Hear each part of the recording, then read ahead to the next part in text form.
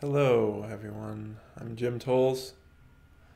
Welcome to this latest talk. I'll be talking today about presence and moments of awakeness.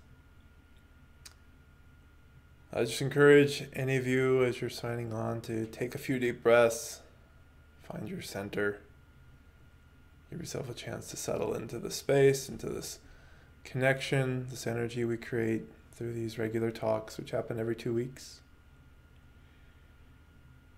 And just giving yourself permission to relax and to be here, wherever you may be, however you may feel.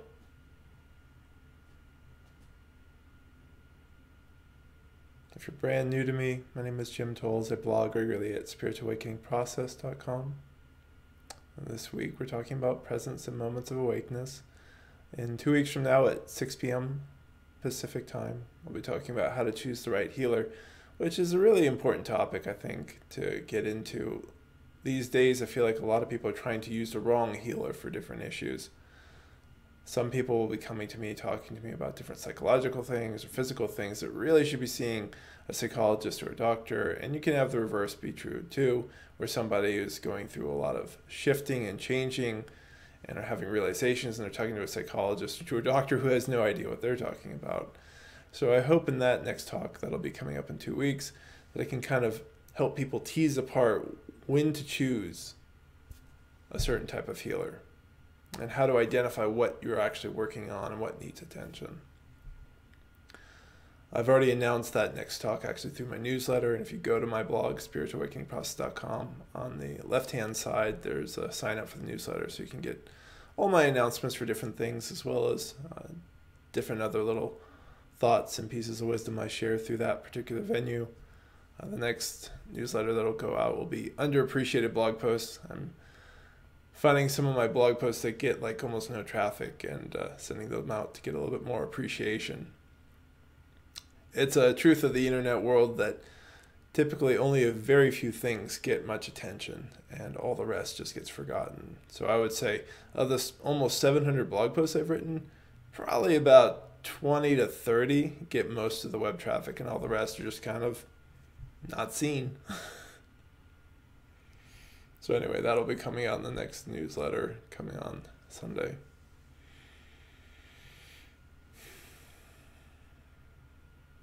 I'll be free-flowing, kind of talking about this for the next 20, 30, maybe 40 minutes, and then I'll get to responding to questions. If you have a question, please type in the live chat pod. And if somebody could just type a quick hello to let me know that you're all able to hear me, I'd appreciate that. And of course, if at some point you can't hear me, let me know. Obviously, if it's just an individual thing, I can't do much about that. But if collectively you can't hear me, then it's probably something on my end.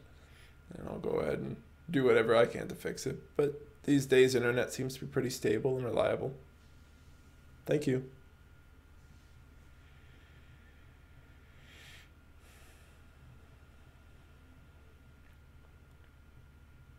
I think today's topic is also, of a certain level of importance because I want to help people tease apart a difference between this presence and the experiences we have that we call presence. Hi, Tricia. So, of course, I'll be happy to answer your questions after I kind of free flow through this for the next 20 minutes, half hour. And if you miss any parts of this, or if you sign in, some people will sign in later, you can always listen to the full recording at my YouTube channel. Jim Tolles is all you search on YouTube, and you can find this and many other recordings and shorter little thoughts on spirituality. Let's get going here and talk about presence and moments of awakeness. Presence is that space that is. It's always here. It doesn't go, it doesn't change. Even as you're sitting here now, I encourage you to bring your attention to presence. And if you haven't done this practice before, it's very simple. As you're sitting here and breathing, you can notice that you're breathing. You can notice that you're thinking. But what is this part of you that's noticing? That's presence. It's not the experience that's arising in the moment. It's the part of you that notices all experiences, so whether they're enjoyable or not. And the more you can bring your attention to the space of presence, there's a way that the body and the heart and the mind and the energy all start to self-regulate and shift themselves. As I said, as we're sitting here, I want you to just practice bringing your attention to awareness. If you start to say like, well, I feel good, well, that is actually a response to drawing your attention to presence. It's not presence itself, because we can be in that space even when things are difficult or upsetting. And that's just such an important thing to understand. Moments of awakeness, which is the other half of this title, really is about our responses to awakeness, our responses to presence. And presence and awakeness I'm using synonymously right now, because that presence is always aware, it's always awake, it understands what is real from that place of seeing. And the more we draw our attention, we choose to be in that space, the more we see about what is real, the more we understand about ourselves, about life. And the moments that we have, some of which can be blissful, some of which can be shocking. It depends purely on your ego's response to what's being seen. Sometimes I use the metaphor of light as a form of presence, right? That the light doesn't add things to the room, to the scenery that you see before you. It simply illuminates what's there. And how you respond is often where we get confused. That if we respond very positively, we feel very blissful, we say, oh, this is presence, this is what I want, this is the awakened space. And this happens so often for so many people, and they get confused. And then they start to try and grab onto this experience or to replicate this experience again. And this leads towards a lot of suffering, actually, because once you say that this is the experience you want, you've just said, I don't want all the other infinite number of other experiences that I could be having right now. Like, I don't want that stuff. Or I only want to be in them until I can get back to this other one. And from this core misunderstanding, the way people talk about integration is corrupted, because integration now is not about being here now. It's about re-achieving an experience that you had once. And you start to think about all the different things that you have to do to re-achieve it. And some people, you can do a lot of good inner work and healing work on yourself, but you're still hoping to get back to this other thing. You're not really interested in presence. You think you are, and that's the confusion, that's the problem, because you've misidentified what presence really is. And it's not most of our faults. If somebody doesn't teach us these things, doesn't show us where true awareness, the space of awakeness is, the space of presence, then how would we know? And this is why I'm glad so many of you are joining me today and are listening to this and the recording probably later on. So it's such a simple distinction, but it causes so much trouble if we can't make that distinction. Furthermore, when we start to rest into our own presence, we're often confronted by a lot of things that we don't want to see. And that's equally a moment of awakeness as any sort of blissful or joyful or peaceful experience.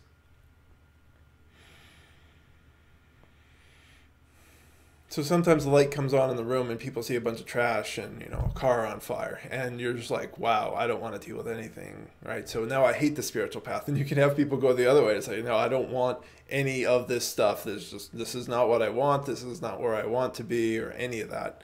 And they try and run away from it. And of course, you can't run away from presence, because that space of awareness is always with you. But we certainly do a lot of work to avoid ourselves. So from these moments of awakeness, we become aware of things that perhaps we'd forgotten, that we didn't want to see. And that's really where the choosing is. The choosing to say, do I want to keep returning to presence, and from that space now address what I can see? If I want to keep opening the blinds in the room so there's light and I can see, am I going to deal with this? Or am I not? And it can be the same person that has the amazing blissful experience one time with presence, and another time it's the burning car and the pile of trash in the middle of the room. And it can be the same person depending on their orientation, depending on the situation that was going on at the time, and all the different little ego associations that come that say when or how you should feel good. So that's really what happens in a moment of awakeness. That a lot of how you experience it has to do with what your ego preferences are. And if your ego is willing to say, oh, you should feel good when this happens, or you should feel bad, then that dictates a lot of how things go. Now, certainly there are other times, where the ego really drops away and we're just kind of sitting in this openness for a while, and that feels really, really good. That's like taking off a huge heavy metal armor jacket that you've been wearing your whole life, and then you take it off. But then we put it back on. That's the ego that we're used to. We're used to putting it back on. We don't even realize when we put it back on. So I just want to return to this central point that presence is. It's not an experience. It's just a space of awareness from which we see life. We see it as it is, good, bad, and indifferent. If you're just joining the simple little exercise to simply be in presence, if you're new to this sort of a topic, is to just notice. That's it, that part that's noticing your thought, noticing your emotion, noticing your body sensations. Your body sensations, your emotions, your thoughts, those are different than the presence. Ultimately, presence includes them, but when we're first starting to become aware of how this works, it'll almost kind of feel like there's two different things. There's that human self, and then there's the part that's watching the human self. So just bring your attention back to that. You can be in presence while you're doing things or talking, as well as when you're sitting and you're silent. You can be in presence right now as you're listening to me. Right? And it can be kind of interesting where if you're really practicing this, as we're talking right now, that there'll be a part of your ego that's doing whatever it normally does. Judging, agreeing, disagreeing, whatever it happens, getting scared about something, getting happy about something. And there's this part that's watching me talk and is watching all your responses that are going on. And it'll be quite illuminating to see this distinction. It's like, oh wow, there's this whole layer, this whole filter that's going on and on about whatever the bald-headed dude over here is saying.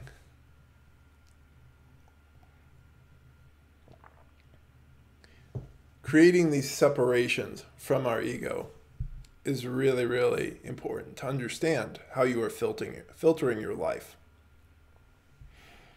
When we're too enmeshed with our ego selves, right, that's another reason why we can get so lost into the experience, the response to a moment of awakeness, a moment of presence. It has to do with what our ego desires are, what we're trying to run from, whatever is going on inside this part of that that ego makeup. And it's deciding everything versus when we step back from it and we start to look at this thing. Now we're starting to get perspective. And we're consciously choosing presence rather than waiting around for some moment where light goes on in the room and we can have another experience. And usually what happens over time is that presence just is here. And we kind of normalize into certain levels of peacefulness. And the ups and downs start to go away.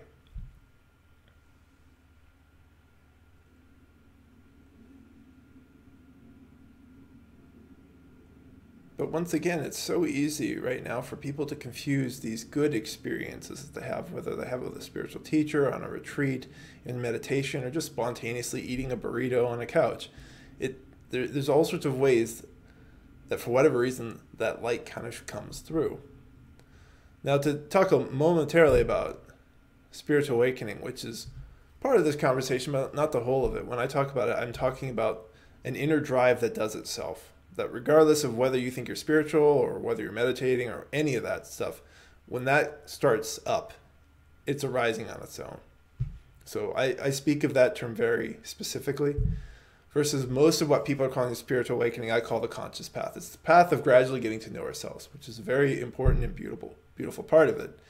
And moments of awakeness help fuel those times where we start to understand that maybe we don't have to suffer, or we start to see that trash in the burning car in the room inside the house, and then we can make a conscious decision that says, I'm going to address this, I'm going to fix this, I'm going to heal whatever this thing is that's going on that I've just discovered. Right? So that's one of the ways that we really grow and choose to be more conscious through a moment of awakeness, blissful or whatever sort of experience we have, or uncomfortable realizations that come through seeing what is.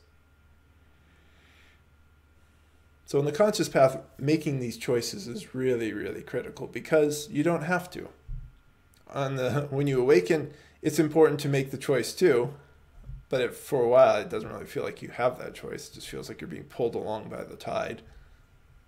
But eventually, more and more you see like what's happening, and you can choose that too. So both paths lead you towards choosing because we have a lot of autonomy over how we live our lives.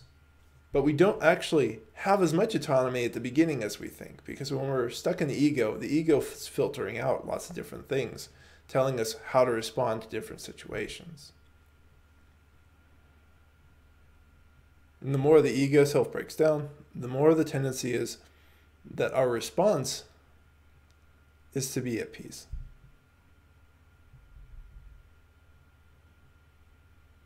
But this inner peace of the body, of the heart, and the mind, right, those are spaces that we help cultivate by letting go of pain, of letting go of any things that are agitating us and are upsetting us, letting go of thoughts that are upsetting us, those types of things. The stillness, the eternal stillness of presence is always there. So we can always move our attention to that eternal stillness, even as our bodies, our emotions are really churned up and upset about something. And that's actually a really, really important practice too, because it shows you where true autonomy is, where true independence is, where your true power is.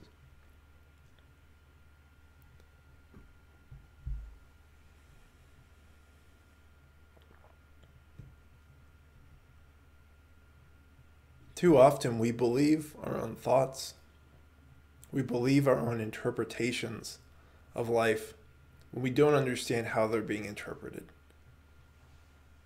And that is part of the problem with ignorance. Whenever you draw your attention back to that space of presence, you're stepping outside of ignorance because you're opening yourself up to a broader awareness, a broader ability to see life.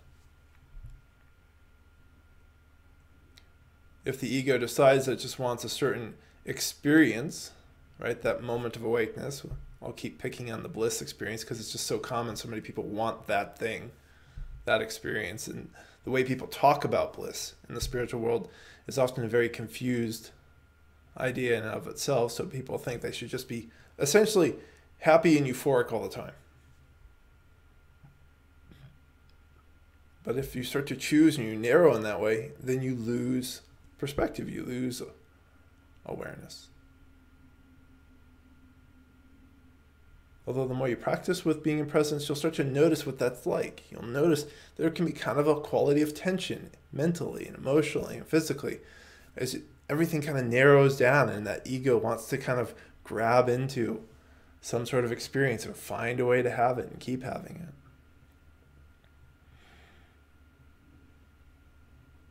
One of the reasons inner work plays into this so importantly is that that's part of what drives the ego.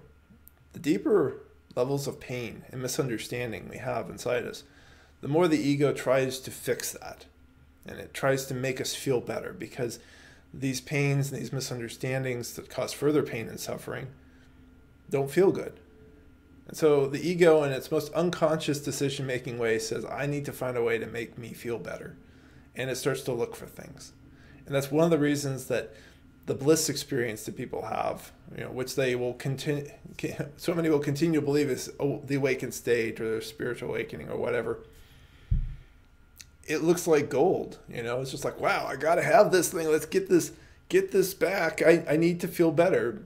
But that inherently creates a question of why do you not feel good right now? What is the pain that you're running from? Even if it's something that seems subtle like boredom. It's like that's a kind of rejection of the current moment. That part of you is craving some sort of stimuli. Well, why do you need more stimuli? Right? These types of things are so critical to investigate. I see some people are putting in some comments and I'll get to responding to them as I finish up free flowing in a couple of minutes. So thank you. Please be patient. Yeah, so we start to do this inner work because that starts to break apart the ego self and what it's trying to do. It's trying to help us. And I do want to be clear that the unconscious ego is the ego that doesn't know itself. The conscious ego knows it's made up. It's a filter, it's a lens, and we use it to help ourselves at certain times, but we can also let it go. So I don't see ego as inherently bad. I see unconsciousness as inherently problematic because we don't even know what we're doing or how we're responding. In some regards, it's almost instinctual.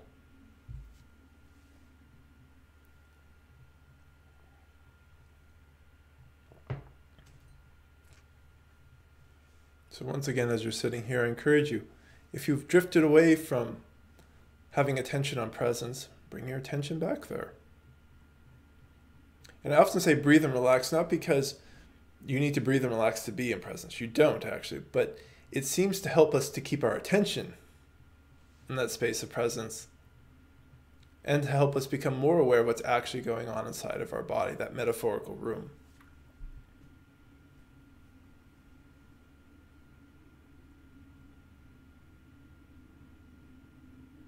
In this way, too, we're also not waiting for a moment, some sort of experience to get us started. I think sometimes people are waiting on their spiritual paths, like waiting for something miraculous to happen or something life-altering to happen, rather than appreciating that a lot of human life is just explored and grown over time, gradually, piece by piece. And as you explore and grow over time, things can gradually shift in your human experience. They start to naturally come back to rest. And I think that's one of the biggest things to focus on, is that we're coming back to rest. We're coming back to a natural state of awareness.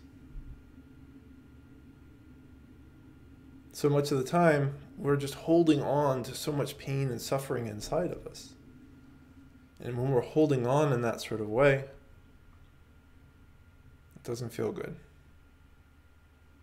And like I said, that fuels that desire to find some sort of better moment in life. And for some people, they turn to spirituality looking for that better moment, which can very much become a form of running rather than of truly coming back to that space of stillness inside that accepts all of life as it is. And that's a big thing to say, because there's a lot of pain in life and that's not going away. There's going to be a lot of suffering in life that other people go through.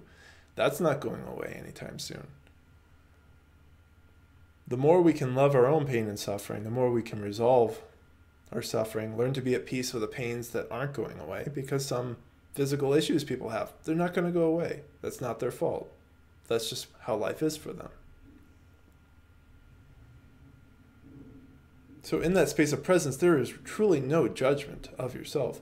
But the more we can see, once again, the metaphor of the dirty laundry and the car on fire in the room, the more we can see that, the tendency is like, hey, you know what? I think I need to deal with this. Like, I don't think I want to have the car burning in the middle of this room. I want to put it out. I want to move it out. I want to address these things. This seems to be the natural conscious answer that most of us come to. We certainly can be in presence and allow that flame, those flames to continue to spread and to burn up other things. But it just seems to be rare that any of us make that choice. Because when you sort of see some of these roots of our suffering, why would you want to continue to suffer?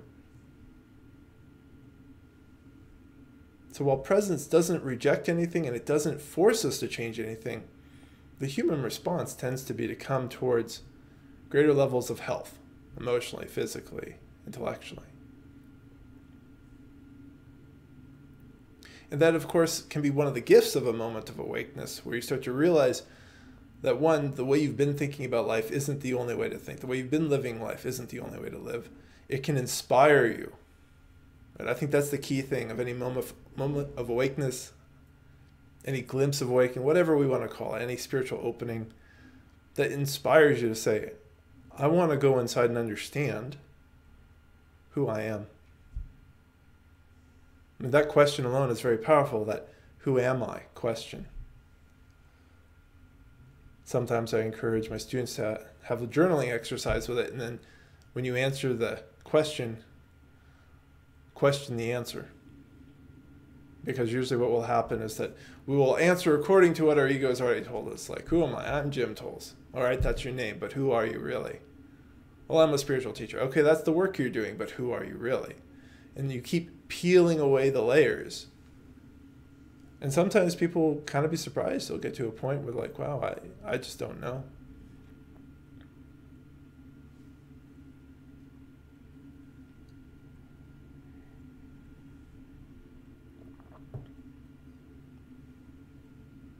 I don't know is actually a powerful and useful thing too, because that too can inspire you further to learn more about yourself, to keep drawing yourself back into that space of presence, because when we draw our attention to presence, we see things so much more clearly. And then from that, you have to allow yourself to engage with the reality you see. The tendency too is that people will want to kind of hide from some of these realizations that they have. They don't want to see it. They don't think they can deal with it. They think it's too overwhelming. Right, and that equally is a moment of awakeness when you see things that you don't want to see, as I mentioned before. So presence, once again, it embraces everything. Pain and pleasure,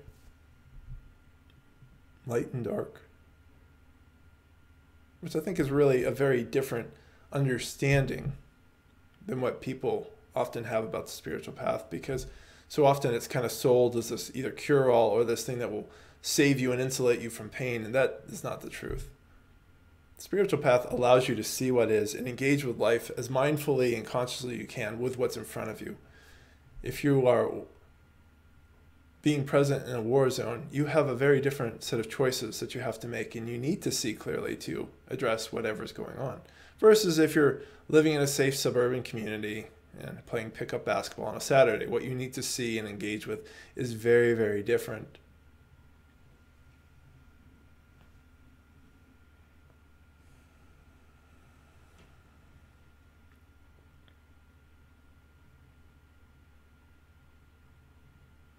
I also want to emphasize there really is no force to presence. Like if you feel like you're having trouble being present, then you're probably thinking you're having trouble having an experience of a certain kind that you consider to be presence. Versus, as I said, it's just a form of noticing. That when you draw attention into that space that just notices your thoughts, your emotions, your sensations, you're already there, you're already present. You just may find that you're being present to things that aren't necessarily comfortable.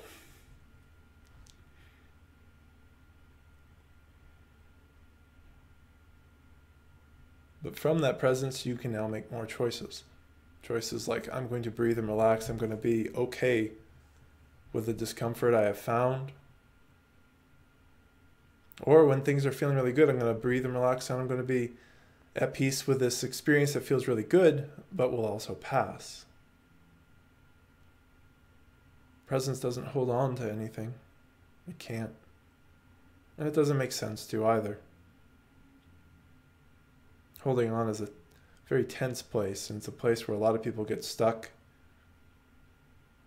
Not just in the spiritual path, but in life in general. Holding on to a job that they need to leave, holding on to a relationship that needs to end. Very often the ego only can kind of see what it has and doesn't necessarily trust the future to bring anything good.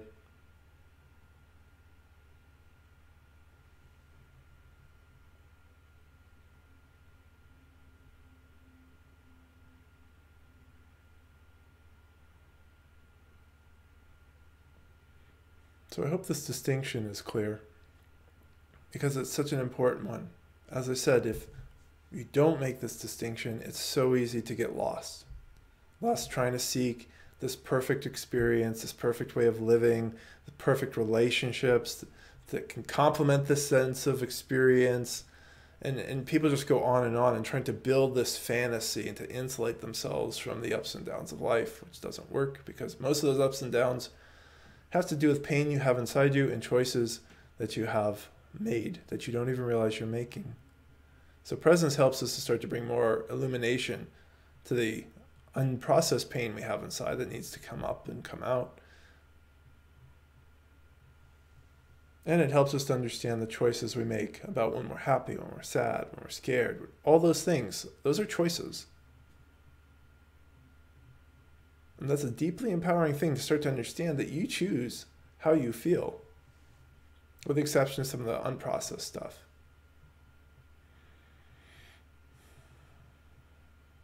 So dropping into presence gives you that perspective of like, oh wow, I'm making these choices.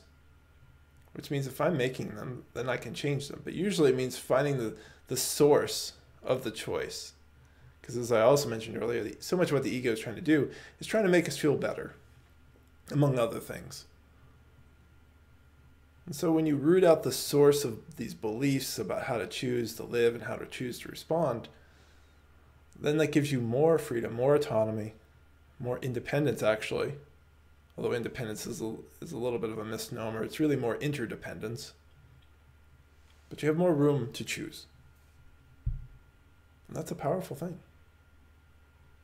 So I think I'll pause here, and if anyone has questions for me, I'll happily respond. You could type them in the chat pod. And please keep the crosstalk to a minimum, because I want to be able to answer people's questions. And this is such a small space that some people's questions might get lost if everyone's chatting on themselves. For those of you who'd like to support this work, this is a free talk, but I do accept donations. And so down below in the info section, there's a link to the donation button so that you can support me if you feel so guided. And donations, of course, help me so that I can support other people who aren't necessarily able to donate as much for a session, because I accept all amounts for that. What defines who I work with is my intuition, not the amount that people can give me.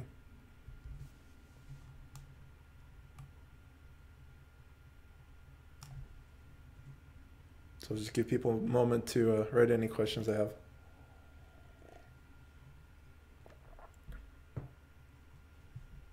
And so at the very beginning, there was a comment about just an experience of energy.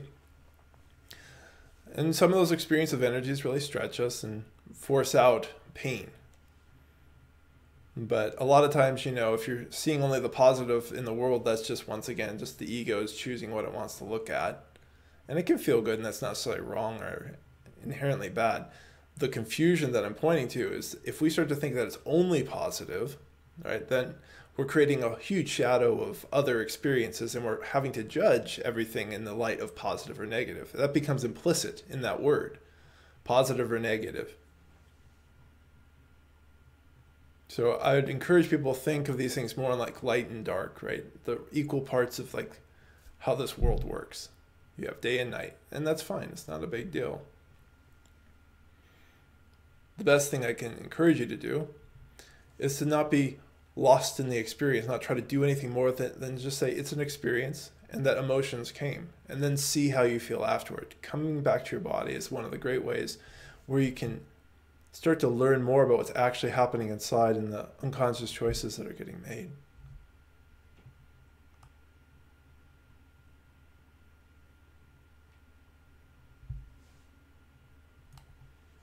There's another comment from Michaela. Said she found the deepest pains and fears bring her the deepest peace. Yeah, they're the things that are agitating you the most. So when they break down, the other side of that, all that energy breaking down and moving back into flow is peace.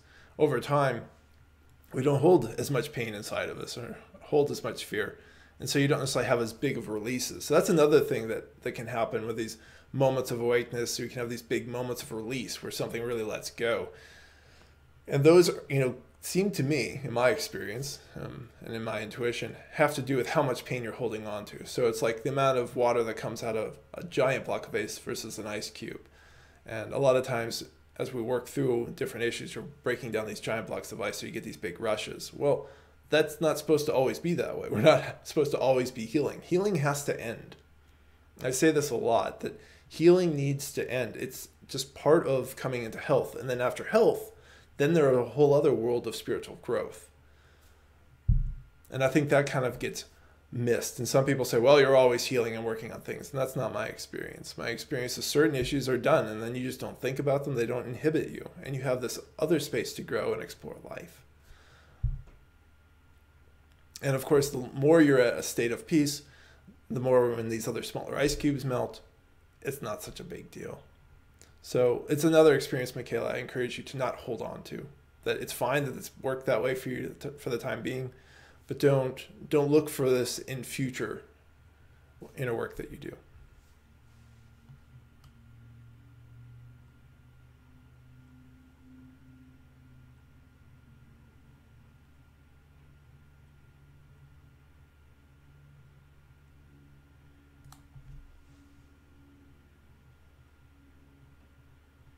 So there's another comment about how mental states impact us on the physical level. Well, mental states cause us to act in certain ways. It cause us to release certain endorphins and hormones and neurotransmitters. So, yeah, I mean, everything's intertwined. The mind isn't separate from the body. So that's part of the work we do on the mental level, is getting that in alignment to say, okay, mind, you need to follow along in the state of truth, in search of truth and understanding of life, not just getting lost in all these different beliefs, because beliefs aren't real. They're just a little bit of electricity pumping through our heads, and we don't have to keep shooting those electrical jolts through us. But if we believe that our thoughts are real, then they become a set of dominoes that just keep falling over. So when you're in a state of presence, that's not a believing state, actually. It's just a state. It's there. And that's another aspect I think is so important to understand, because some people are trying to mentally will themselves into something. Sometimes I think they know what it is, like that blissful experience, and sometimes they don't. Some people are trying to force their thoughts to stop. And usually what happens is, as you're in presence and you keep practicing that, it's like unplugging a fan. That for a while the thoughts keep going, right? Because you put so much energy into them. But over time, if you don't plug the fan back in, if you don't believe them, you don't attach to them, they'll stop.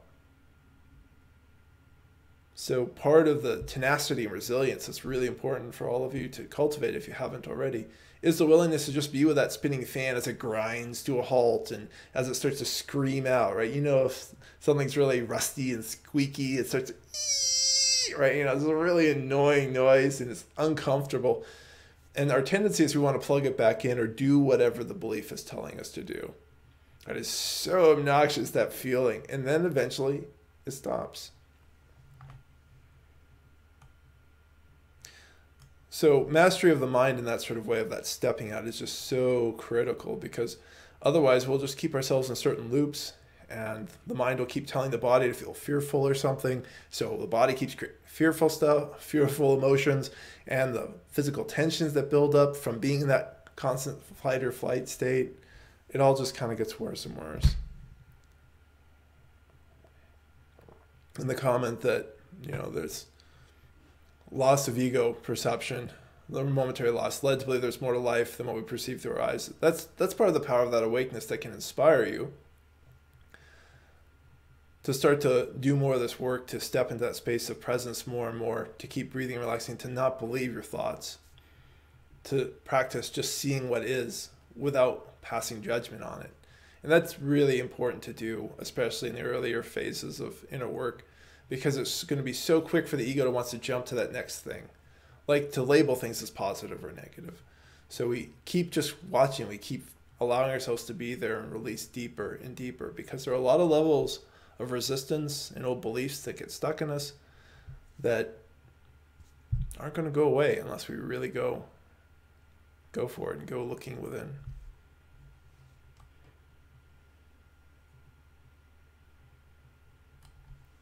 Michaela says, lately the more I've healed and let go, I've been drawn back to childhood passions. Has anyone else experienced this? I find, Michaela, that most of us get drawn back towards our childhood because that's where most things got set up. So if we think of childhood like building a foundation, your foundation defines the rest of the building. If you want to radically change how the building is, you have to go to the foundation. You have to change that. So sometimes you'll find passions back there, things that you forgot that you really loved because it didn't fit the story that you were being taught. And so they were pushed outside your foundation, let's say. So breaking open that foundation is breaking open a fear, maybe, that you can't do that thing that you love, or that it's not important, or that it's something else, right? And so in that way, the passion was put over here. It's not even allowed to be part of the building and the whatever you're creating for yourself. So you have to let go of that part of the foundation.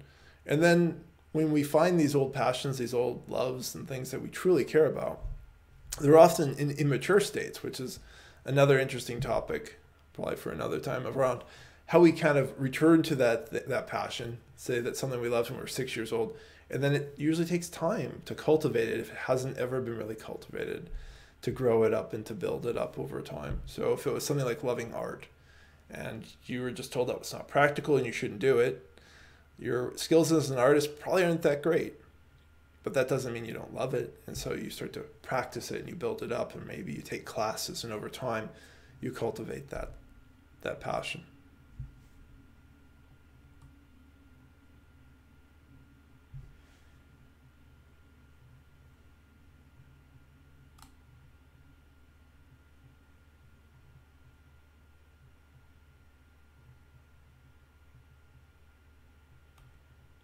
Hi, Susanna. She's high as a kite right now. I keep feeling like my whole life is out of alignment. Well, and I would encourage you to go for some walks. Get yourself grounded again, Susanna.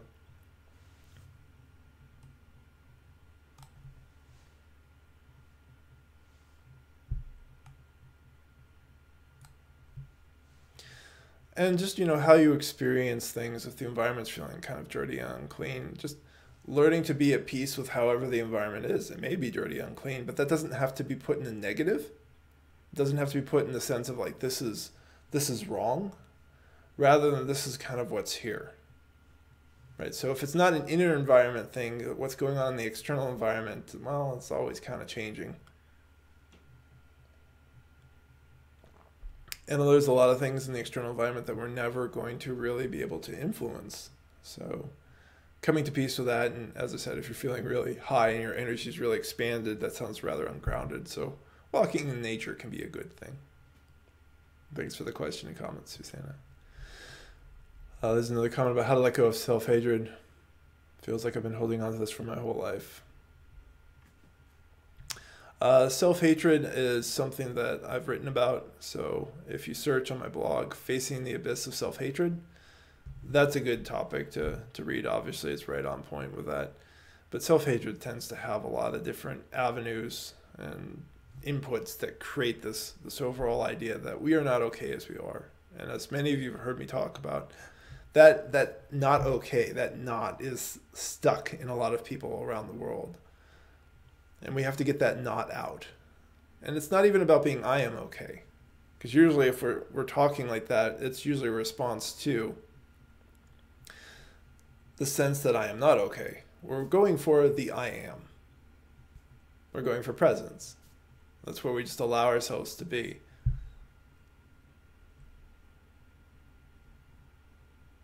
So I encourage you to go find that blog post. And as I said, start looking at the different ways that you believe that you are not okay and what that means and how that feels.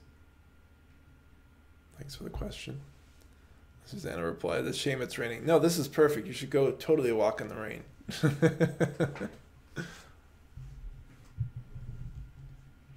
What other questions do people have?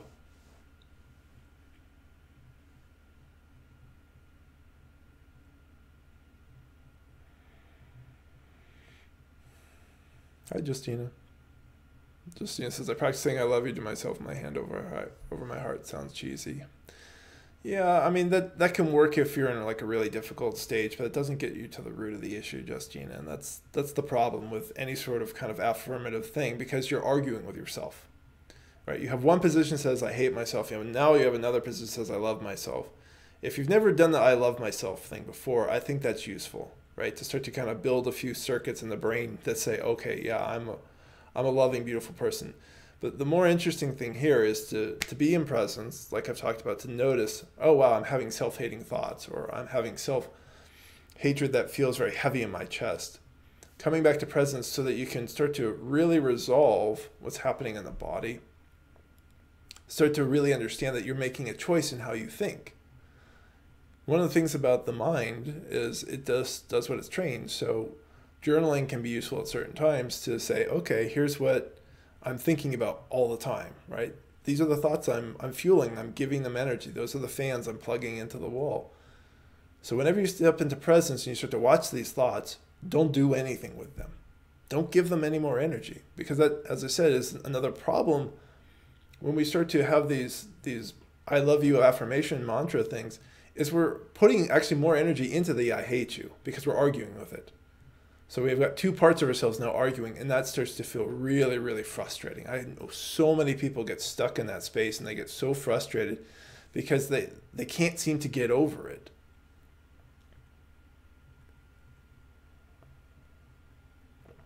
So the question is, how do you get to the root of the issue? If you're trying to get to the root, the whole concept of inner work seems counterintuitive to me. Well, practice being in presence, because that starts to make it more obvious what's going on inside you. That is the answer. The longer you stay there, the more you'll notice how much you want to either believe in the system that you're creating or it'll break down. And then you do actually make choices that, am I going to continue to think in this way? Or am I going to just let it go? Am I going to continue to act in a way that's self-hating? Or am I not? Right? So the presence brings clarity to all of it. But that's a practice, because we're not used to keeping our attention there. We're used to keeping our attention to our thoughts, towards what's going on around us, towards what's happening in our bodies and how we can fix them or make it feel even better or whatever is going on.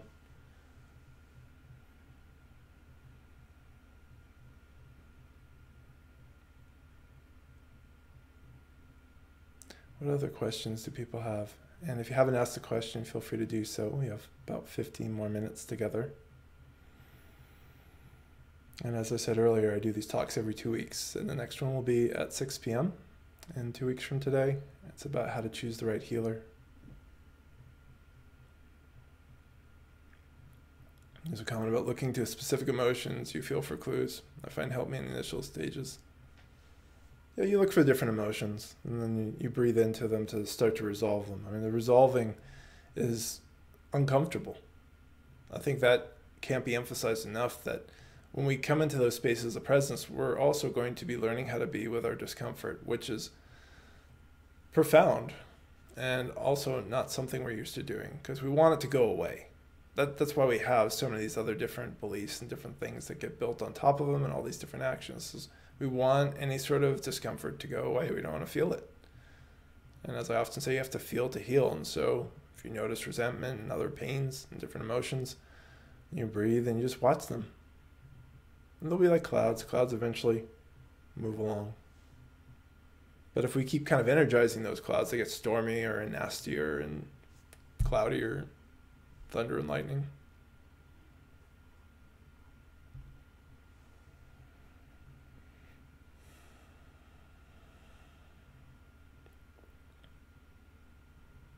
So as I said, all of you can keep practicing coming back to presence. Anytime you get too lost in thought and wanting to be somewhere, wanting to do something different or hear something different, come back to presence so you can start to notice more of all the interesting little choices and emotions and physical sensations that are going on inside of you right now. We're just so good at ignoring a lot of ourselves and accepting a lot of the things that we feel and think as the truth. So along with that, who are you question is that implied question of what is the truth about myself?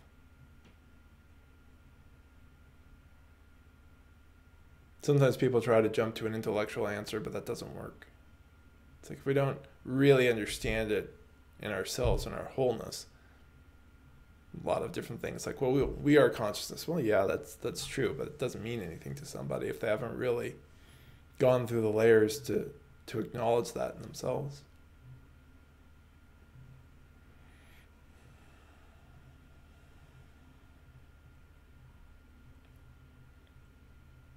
And the more we bring attention to presence, that is the best layer, peel, or offer that we can have. It just starts to pull things apart. And as I said, so much of the systems that go on inside and how we think and feel, they're just being energized by us constantly. And when we unplug those inner fans, they start to grind to a halt.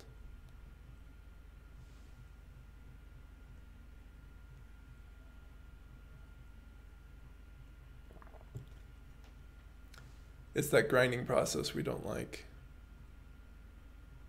among other things, because it's also uncertain. And other things I've written and talked about, I talk about that fear of the unknown, because we actually get very used to our misery. We get very comfortable. It's familiar. It's like, oh, I know what it's like to be miserable, so this is okay. But this unknown thing is like, if I don't feel this way, if I don't act this way, then what do I do? How do I feel? And it's amazing how much that fear of the unknown is a huge barrier for a lot of people to go through things.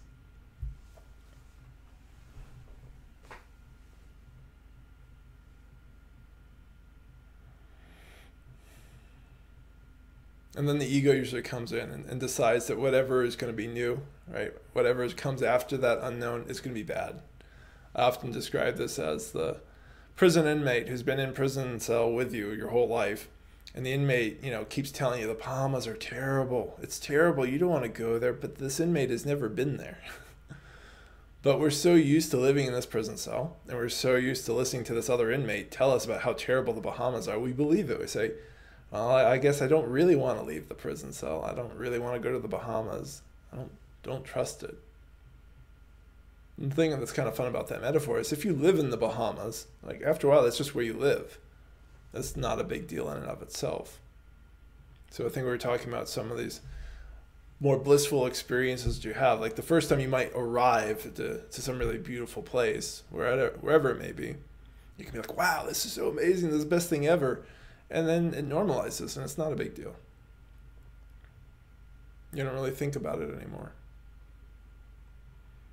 Normalization is kind of one of the interesting aspects of coming into presence, that it's not a big deal. And so much of the time, these early experiences feel so amazing and so powerful that we keep looking for things to be a big deal. And the ego wants that confirmation. Of course, as the ego continues to drop away and melt away, then you don't even think like that.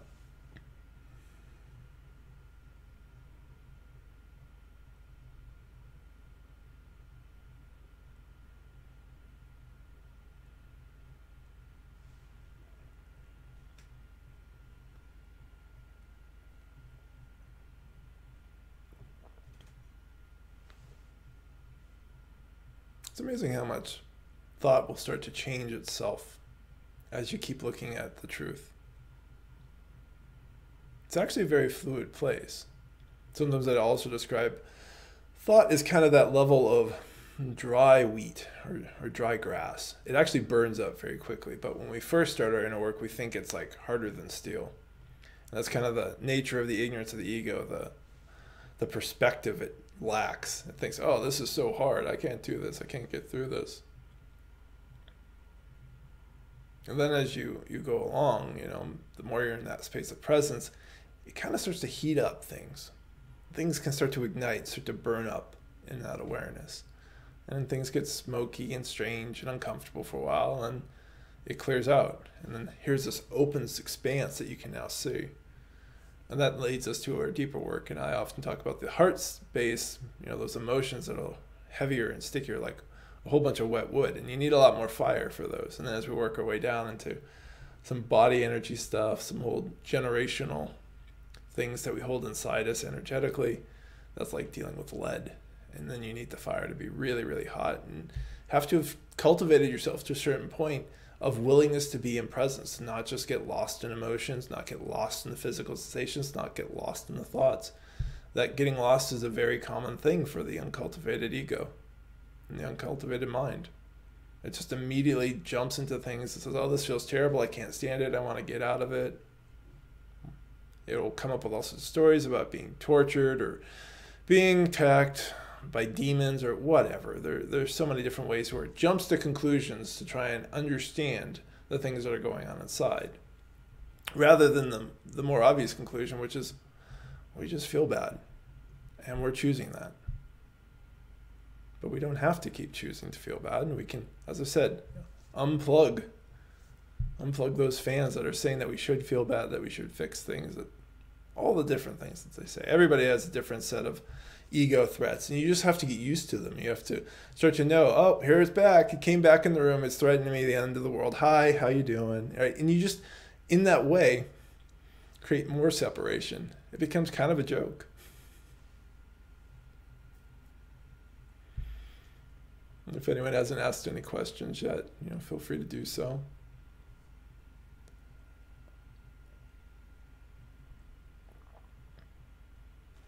Coming into presence is really coming to your own rescue too. It's such a deeply empowering space. Know that you can step out of your thoughts and just witness them. You don't have to believe them. You don't have to believe your emotions, your body sensations. You can just allow them to be there. You don't have to do anything with them.